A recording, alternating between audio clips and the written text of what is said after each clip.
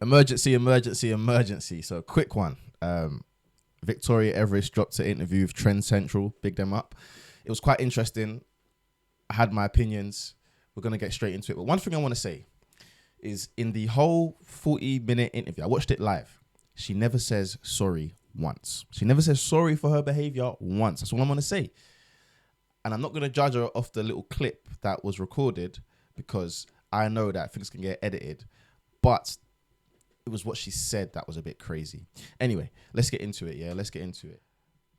Men. So kind of talk. I'm not going to go through the whole thing because the start of it, she's talking about her wellness retreat and da-da-da-da-da. I've actually got the main issues that we're going to discuss. I've got them written out because I was taking notes as I was watching.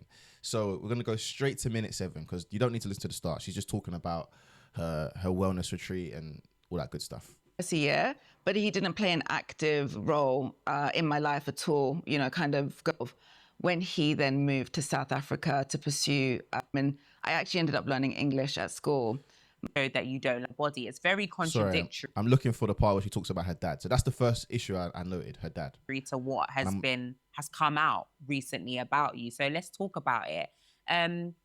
Obviously, there's been a lot of conversation surrounding you and this leaked video online.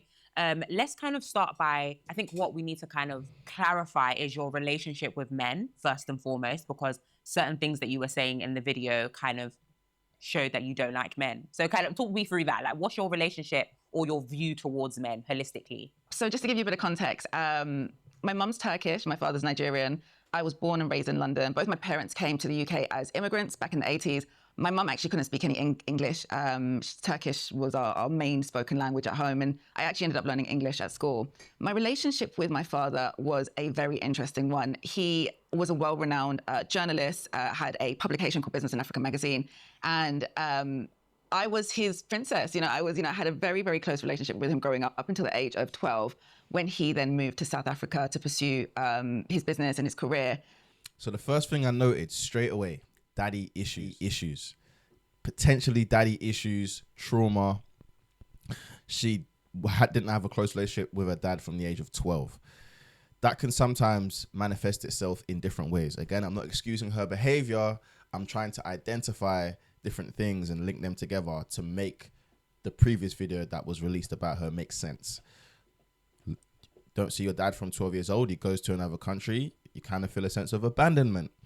There are studies that show abandonment and trauma leads to certain behaviors. Continue.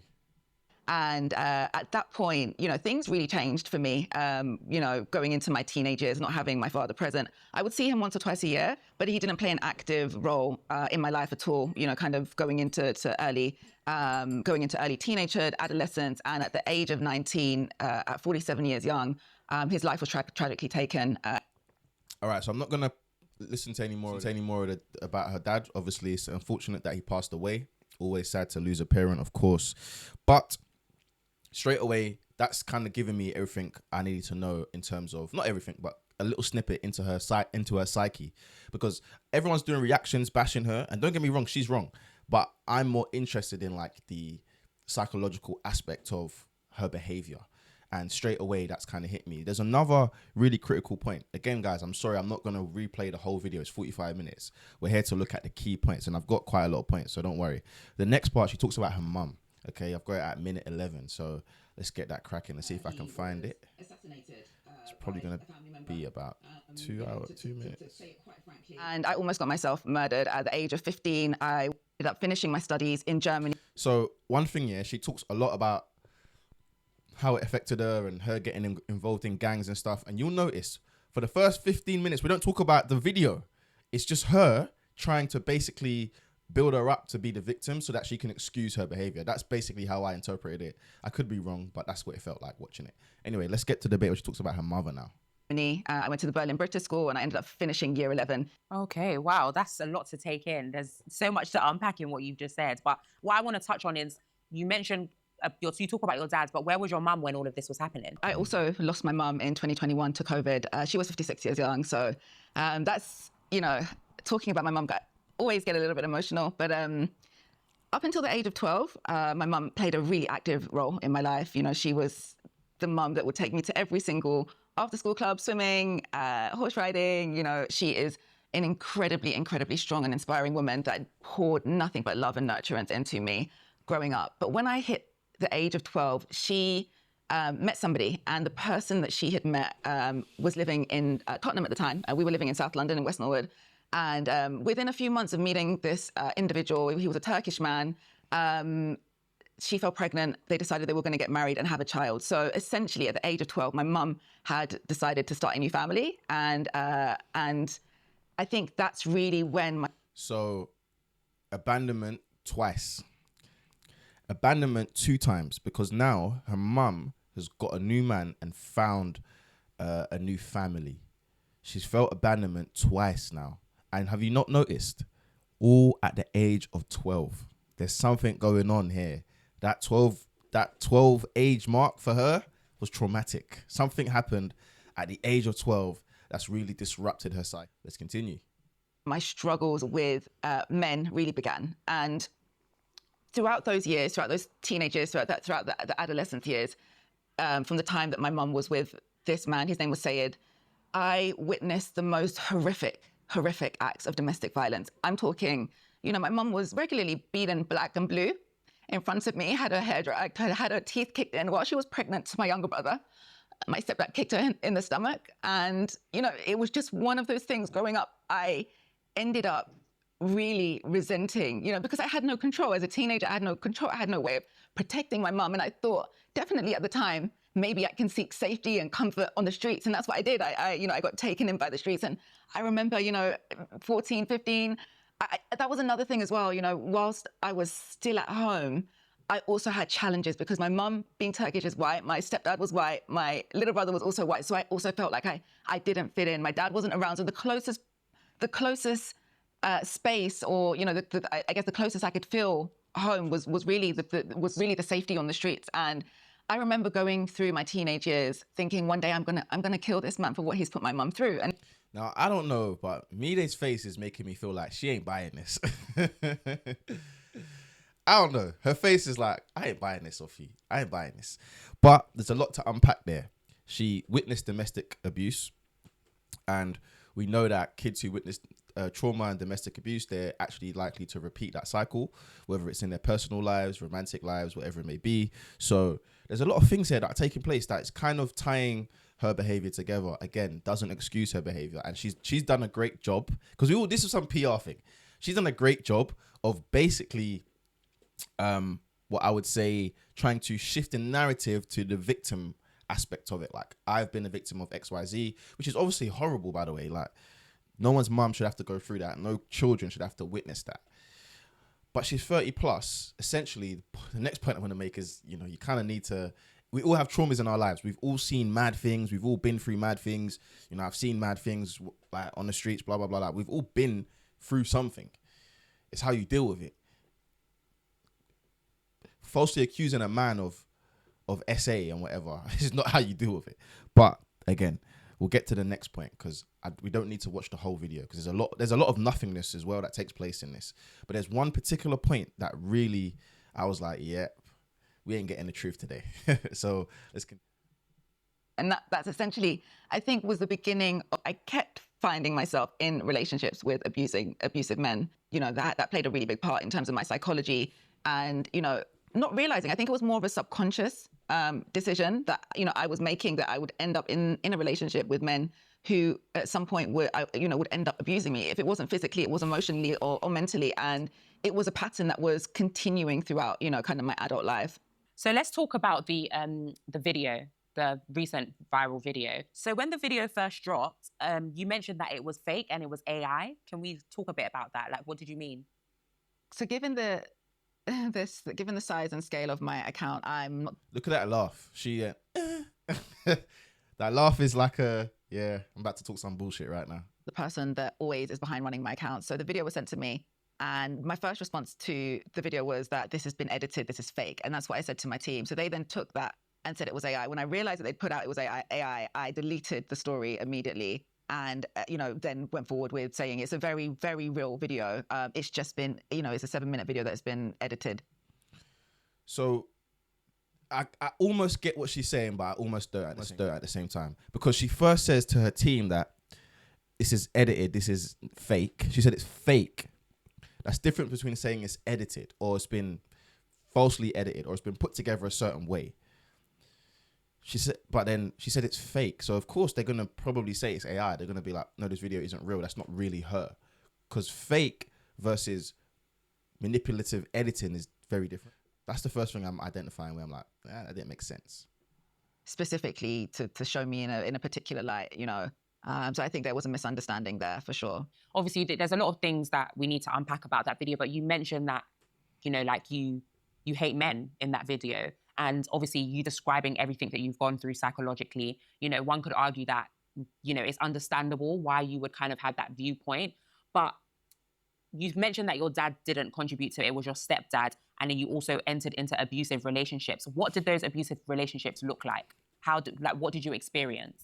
You know, in relation to the video, the person that I was in a relationship with, it was over a period of 18 months. You know, when I first entered a relationship with this guy, generally I would, you know, be naive enough, because I'm someone who wears their heart on their sleeve naturally in every scenario, every situation. And, you know, one of the things that led me to even entering this relationship was just being vulnerable enough to take people for face value. You know, the manipulation that went into pursuing the relationship from him, you know, early on in the relationship really was, you know, when I look back and reflect, I think, okay, you know, I definitely was in a really broken state. When I look back at that video, because, you know, I've watched it a couple of times, and just to set the record straight, you know, that video was filmed almost 10 years ago. The person who I was speaking about in that video wasn't arrested and wasn't prosecuted. Whilst I said some extreme... Listen to what she said. He was not arrested. She said he wasn't arrested and he wasn't prosecuted. I just need you to take notes because some of this stuff is very contradictory. Extremely, you know, vile things in that video. A lot of people have really focused on the hate and the anger, and I'm so sorry. I'm just going to cut you because you said the person in the video that you were referring to was not prosecuted, was not arrested, was not charged. Absolutely not. He wasn't, you know, he wasn't charged. He didn't go to jail. And actually the video was provided to the police. And because the video was provided to the police, he managed to get away with those charges. And as a result of that video being provided to the police, I was charged, caution, and I had to go on probation. So look at the way she even said it. He managed to get away from a false accusation. He managed to get away. I think that she still hates him, by the way. And I don't know the relationship. I don't know what he did. All we know is that she obviously made a false accusation and she planned it. So what we're kind of understanding is that if there was no video, it's 10 years ago. This country is a little bit light on these rape charges. He probably might still be in jail, potentially. Or he'd at least have the stain on his name anyway. So I have a criminal record, and, you know, that was a decision made by the police at the time. So I really had to pay the price. Okay, so we're moving along a bit quickly here. So the video, the man that released the video, Gucci Walker, I believe, right? Am I correct? Correct. Yeah. He released a statement saying that his friend, the reason why he made the video was because his friend was charged with a false rape case. Yeah. And at the hands of you planned it. You had the man in your house where you both had intercourse, and then the police caught him there. So he was going to jail. He couldn't bust case on this particular matter because he was found in your house. But you're saying that that didn't happen. No, so he did get arrested. Lie number one. She just said he didn't get arrested. Are we listening? Are we listening to what's going on? She just said he didn't get arrested. You guys just watch that with me. What's going on? What is really happening? Because this is where I'm saying there's a little bit where I feel like it's a little bit disingenuous. There's just a lot of she's trying to just change the narrative slightly. She's going for the sympathy angle. All due respect, that might be the angle she's going for. PR team might be doing whatever work they need to do. This is basically a PR job because she's literally just lied. She literally just said he wasn't arrested and he wasn't prosecuted. Then she just said, no, he was arrested. She didn't plan this very well, in my personal opinion. If I was advising her, I would have just said, don't do any interviews. Don't do any interviews. It will die down in 2 weeks. Keep your mouth stum for the next couple of weeks. We will come out with a written statement, post on IG, done. there was no need to do this interview because she didn't come well prepared. Even though they're in separate studios. She's in Jamaica. She didn't even shoot it in the same studio. So she could have had notes. Anyway, so why'd you lie like that? Why? Anyway, let's go. Because the video, was provided to the police as evidence, he was released. He never got charged. And he, I never saw Denzel again. That was, over 8 years ago. We've never spoken, we've never seen. He went on with his life. I went, we made a lot of mistakes during that relationship. That was probably one of the most traumatic. I've been through 2 very, very traumatic relationships in my life. One of those, when I say traumatic, violent and abusive, one of those was with Denzel. You see what she's doing here? She's now building up this victimhood. Person that was in question in the video. And as I say that, I just want to make it clear. I do not excuse any bad behavior that she's experienced. She should not be getting hit by a man. A man, grown man, we should not be putting our hands on women. We know that. Well, we should know that.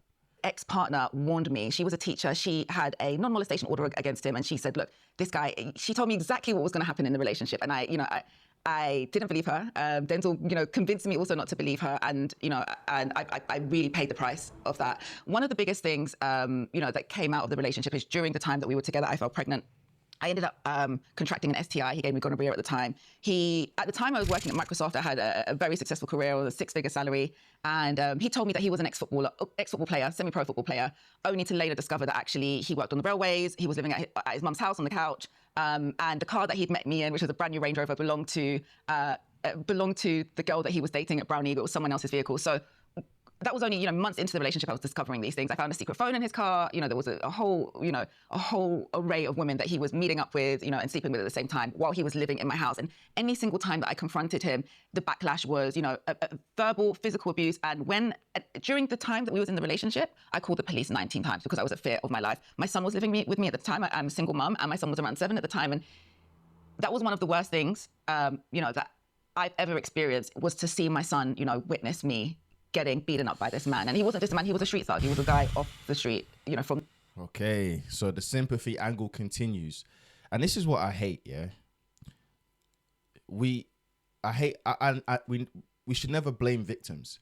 But what I will say, and this is for men and women, when we date, we need to do our due diligence. He's faking, and I understand some men are really good at faking stuff, pretending to be a footballer, driving someone else's car. Some men, I'm not going to sit here and lie, because I know men that pretend. Some men are amazing at pretending. But, and it's same thing, yeah, that I would do when I'm trying to talk to a woman is, I'm usually a slow burner. I'm taking my time, because I don't want to do nothing mad. She's got to be on the same type of energy. This is, I'm sorry, we call victim, like we can, she's a victim, yes, but she's also got to take responsibility. And we are 20 minutes into this interview, she hasn't apologized for the fake allegation at all yet. There's been no sorry. From the end, and, and because of the fact that each time I call the police for abuse, whether it was abuse, in front of or, isolated me where he wasn't at home. 19 times. Because there was a child at home, social services were involved. And at the last point where he was arrested, my main concern was keeping him safe. That was the ultimate thing for me. Social services were, I was at complete risk of losing him because I was in this relationship with this abusive man. At what point did you decide everything that you're going through in this relationship, the abuse that you were enduring, when did you decide that in order for me to get him back, because that's what you mentioned in the video, that you were going to make this false allegation? Like, when did that thought process land? So every single time the police were called, the follow-up was made. There was a non-molestation order. There was a restraining order, so he couldn't, come back to the house, but he would always turn back up at the house, crying, begging me, apologizing. He's not going to do it again. Now, guys, men, I'm talking to the men when I say this, yeah? If a woman calls police on you for domestic violence or domestic abuse, or you punched her up or whatever, which you shouldn't do, you're getting charged, bro. Because you can't even win that argument. Especially, and there's a point here where she says about her having strangle marks on her neck or swollen lip. If she got 19 times, come on. I'm not saying lying. I'm saying that something in this story just seems a bit fishy. I'm not saying she's lying. Something just don't seem correct or accurate. I need to forgive him, that I'm his baby girl, and everything was going to be okay. And being naive and vulnerable, at the time I would take him back, believe his lies, and not realizing at the time I was experiencing, what we call today as severe narcissism. But there came a point where the social services were like, we're gonna, you're now putting your child in risk by staying in this relationship. It was only in hindsight, when I look back, I take responsibility for being the codependent to enable that relationship to go on for as long as it did. I definitely take accountability, for the things that I said in that video, the hurtful things that I said. I hate men. One of the things I referred to in that video specifically was the fact that I say to the person that was recording the video that I'm going to put a stop to this so that he doesn't go and do this to other women. I felt that at that point that the only person that could stop this man was me. And the only way that I could stop him was by sending him. Who are you? Are you Catwoman? I'm the only person that can stop him. See, this is where, sorry, but this relates back to childhood. Lost her dad, 12 years old. Oh, he left at 12 years old. She said she lost her mum during COVID. And the video was shot 10 years ago. So I guess losing her mum would not have anything to do with this. But obviously seeing her mum go through what she went through, she maybe now has this savior complex where I feel like I've got to save other women. But how about you just save yourself? To jail. And the reason behind that was I didn't want anyone else. Victoria, I'm so sorry. I'm just going to interject here. Yeah. So are you saying that you wanted to get him back because of the abuse? Because even though you're mentioning things that he's done, I'm still a bit hazy on what he actually did to you. What was the 13th reason as to why you felt like I'm going to get him arrested? What was he actually doing to you? He'd beaten me up in front of he'd beating me black and blue. It wasn't just, my mouth was swollen, I had blood, my eyes, it was just essentially it was a repeat of what I had been experiencing growing up.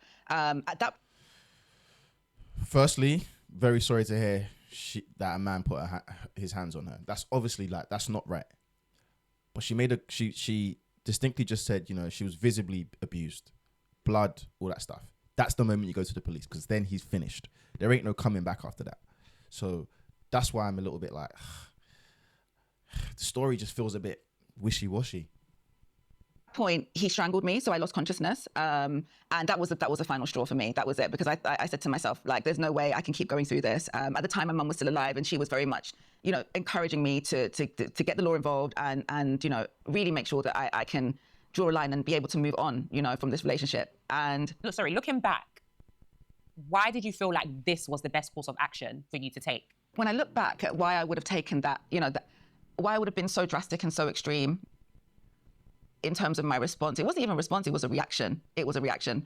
Because I was terrified of what he would do to me, that he would continue to do it to me, put me at harm, put my son in harm, put other women in harm. And I felt like I said, I could be the one to stop that and change that, not realizing, that we don't have the ability to change anyone, we can only change ourselves. And unfortunately, I messed up. I made a really stupid decision in making that statement. And, I had to pay the price. I really had to pay the price. Not only did somebody get away scot-free. Where's the apology? From the offenses that they committed, but I ended up, having a criminal record because of it. Ultimately, that wasn't the end, I had to do, that was the beginning of, and I think I even mentioned it in that recording that, that's what my therapist said. I've been in therapy for almost coming up to 8 years now. And that was the beginning of my therapy. That was the beginning of realizing, my part to play, how I enabled the situation. And, ultimately, I take responsibility, because ultimately, I didn't have any self-worth for myself. If I had enough self-worth.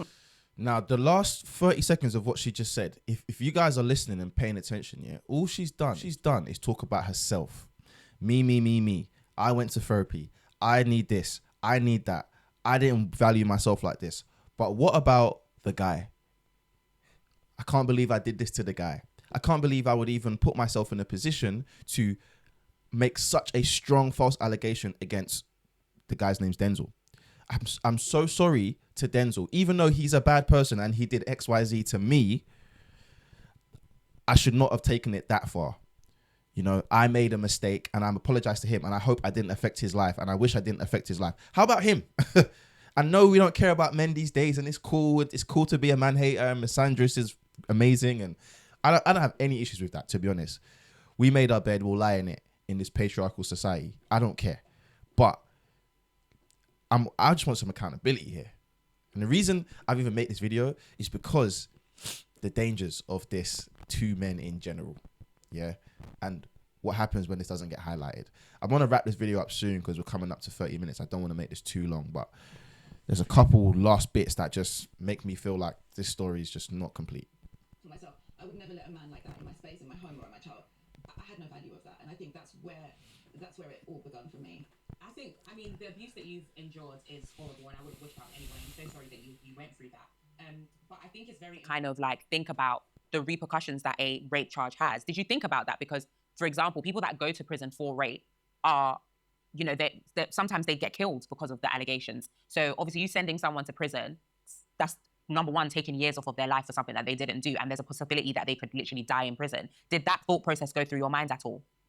At that time, I'm going to be honest with you, it didn't cross my mind at all. My main thing that was on my mind is keeping myself safe and keeping my son safe and making sure that, you know, I don't fall victim to this abuser again. And like I said, it's not right. I don't condone anything I said in that video. I think it's really important to, you know, to make a very clear distinction in that the person in that video that was speaking is merely just a shell of the person I am today. And I've had to do a lot of work, and that's why my lifestyle is so important to me. You know, when I made that statement, when I said those things on camera, I was a very angry, scorned Black woman who, I wanted the guy dead. You know, that's the reality of it. You know, for what he had put me through, for the pain they put me through. And it wasn't just everything I had experienced in that relationship. It was almost like the wrath of what I'd experienced through life. And, you know, how I'd seen men, you know, including my stepdad, and, you know, including men that, you know, growing up, abuse women. And I feel like at that point, you know, my expression in that video was really just an expression of the wrath and the letdown and the pain. You know, I was a scorned woman. And by making that statement, you know, he didn't go to jail and he didn't get prosecuted. It backfired. And like I said, I really had to sit with the discomfort and the shame around that. And one of the biggest things, you know, I haven't gone into any of the blog posts, and you know, I refuse not to entertain, you know, the gossip or the low vibrational, low frequency conversations. But I will say, you know, quite a few people have messaged and said, "What about your son?" And I think it would have been really irresponsible for me, you know, as a 30-year-old woman at that time, to carry that same mindset through to who I am and the woman I am today, you know, and that would have been irresponsible of me as a mum, you know, not making any changes, not looking in the mirror, not looking at my thoughts, not doing the work to uncondition myself from those thoughts. The reality is, you know, when I fast forward to my life today, you know, I have a very, very healthy relationship with my partner. He's an incredible man. I run retreats across the world, you know, wellness and detox retreats open to men and women, and we even host men's only retreats. Men need healing as much as women need healing too. I'm an advocate for men being open enough to do the work on themselves. When women are scorned, because I'm not going to lie to you, that's something that I'm sure most of us have experienced. Personally speaking, I wouldn't think I'm going to accuse this man of rape. There we go. Is that something? Mide, great job. That is a great question. We all go through stuff. Does that mean I'm going to accuse people of doing madness? Come on. That was a great question by the interviewer. Great question. That you had done before? How did that even enter into your mind? Is that something that you had seen someone do? Like, why was that the thing that you said, I'm going to get him Why via this was route, that? as opposed to for the actual abuse that he was doing? Because he had actually sexually assaulted me in the relationship. There were so many times in the relationship that he had sex with me without my consent. And I think that's where it all came to, you know, whilst he hadn't, on that occasion, you know, when I reported him, he hadn't raped me. During the time that I was in a relationship, he assaulted me continuously. Like I said, it wasn't just physical abuse, it was mental, emotional. And there was, you know, I can count numerous times in the relationship while we were together, and I did not consent. I didn't want to have sex with him. And he pushed me to and he forced me to. And unfortunately, like I said, you know, there is no justice in the justice system, and the police couldn't protect me from this man. Had you made previous reports? Had you gone to the police I'd called the police 19 times. There's a record of 19 separate occasions during the time he was in a relationship for 18 months where I'd called the police for whether it was domestic abuse, violence, sexual assault. What was it for? What did you call the police for? For domestic abuse, violence, sexual assault. Throughout the 18 months, there was 9. And the police didn't do anything? There was no follow-up because I kept letting the man back into my space. You know, there's only so much that they could do. You know, I had a huge part to play in this, you know, in the toxicity of it. You know, I was in a very toxic, broken space. So let's go back to the video, Victoria. In the video, firstly, who are you speaking to in that video? So the person I was speaking to, I don't know, you know, I don't know. What I'm going to say, real quick, just regards to this, is basically I'm not going to blame her as a victim for this particular case, because sometimes, well, in that relationship, just because sometimes what can happen is when you are a victim, what do they call it? Stockholm syndrome, or whatever it's called, where you keep going back to the person that's perpetrating the badness on you, I guess. My lack of English today is clear. But yeah, so I'm not going to blame her for that. Sometimes we do this thing to women where we're like, oh, you know, he's abusing you, just leave. It's not always as black and white as just leave. as men, I think we think that we can just leave because maybe we're more physically dominant, so we're like, yeah, just get out of there. For women, I think it's different. And also there's sometimes financial aspects, blah, blah, blah. So I'm actually going to be on her side on that particular aspect of this.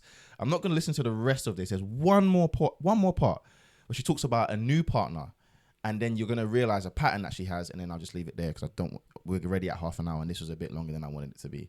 And I've got stuff to do. So let's get to this last bit and then.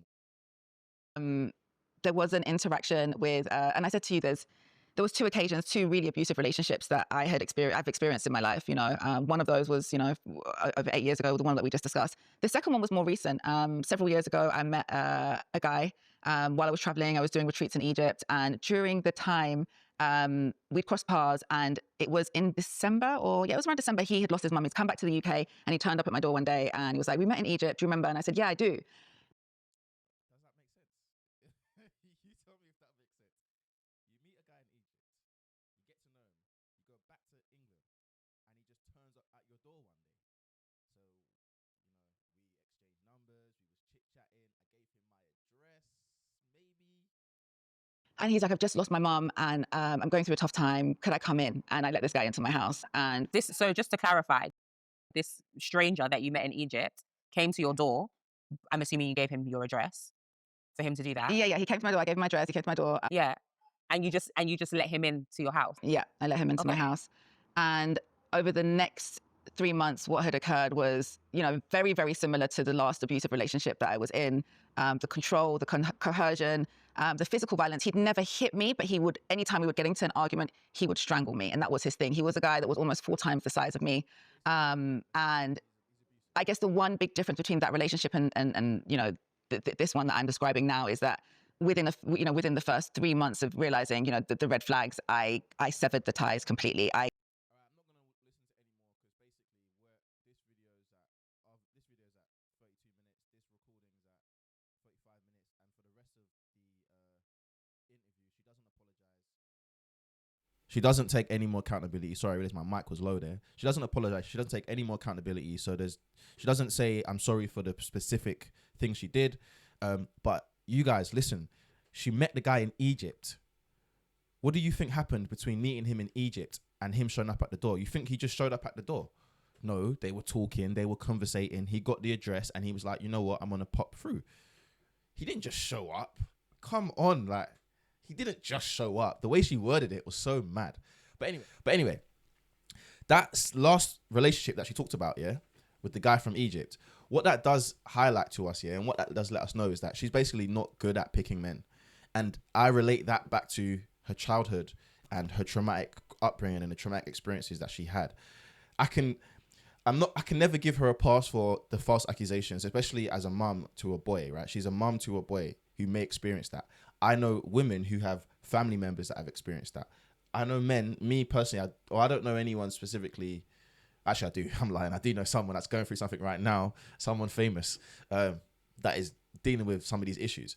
But the point I'm making it is that the striking thing for me watching the whole thing is that at no point there was no apology for the specific behavior. There was a lot of building herself up to be this victim to then try and excuse herself from the behavior, which is why she can get away with not saying sorry because she built up how much of a victim she was. I'm not saying that she wasn't a victim. She's obviously been through loads of crazy things, losing her dad at a young age and him leaving, kind of feeling abandoned by her mother, being the black sheep of the family because none of her siblings were black, getting involved on the roads. Listen, I got friends in jail.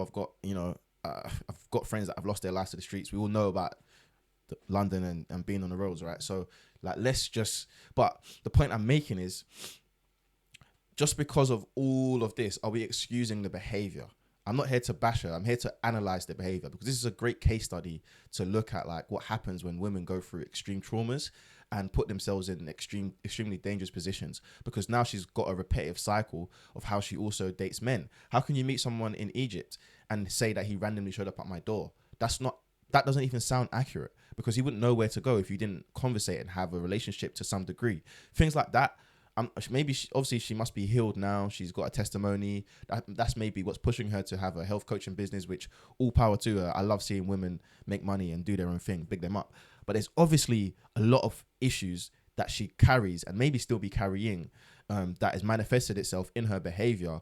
But the number one thing, which I don't know if it's a sign of no growth or whatever, but she at no point in nearly 43 minutes of an interview did she say, I just want to put it out there, I am sorry for what I did and it was a mistake and I hate that I did it, and I would hate this to happen to men. I would hate this to happen to, if I had a brother, I'd hate it to happen to him. I got a son, I would hate if it happened to him. And I understand that, you know, what I did was very, very dangerous. And if that video wasn't recorded, Denzel would be in prison and be considered to be XYZ. That's all she had to say. If she should have set the tone with that, because then everything else after that would give us context and backstory. Instead, she started with context, backstory, sympathy voting, you know, victimhood, and then didn't really address it and kind of skirted around it. Now, she's a victim. She actually is a victim, but it doesn't excuse what she did. It doesn't excuse what she did. Even if the video is edited, I know about getting bad edits. It doesn't excuse what she did, man. It doesn't excuse what she did. And I hope that at some point she comes out and just directly apologizes for it. She's in Jamaica right now doing a retreat, so big her up. I'm not really for cancel culture. She should be able to live her life, make money. I'm happy for her. She's obviously successful, but there's still more to address here, man. But anyway, I had to get this out. Let me get back to work. I got stuff to do.